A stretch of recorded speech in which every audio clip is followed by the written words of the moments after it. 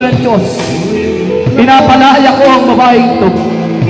I break every demon spirit enticement sa kanyang katawan.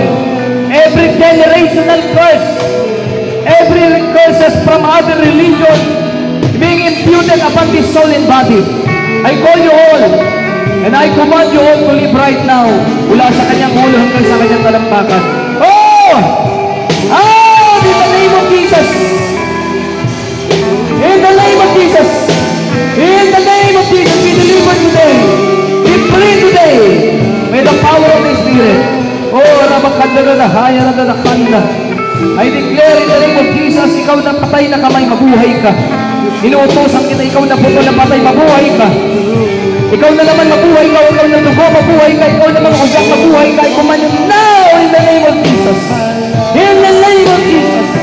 I command all paralytic spirit out! Out and out in the name of Jesus. In the mighty name of Jesus. Yes, Lord. Oh, Jesus. Nakandahan. Oh, Jesus. Hindi po, pinupuno po kayo ng Diyos, pinapalaya po kayo ng Diyos.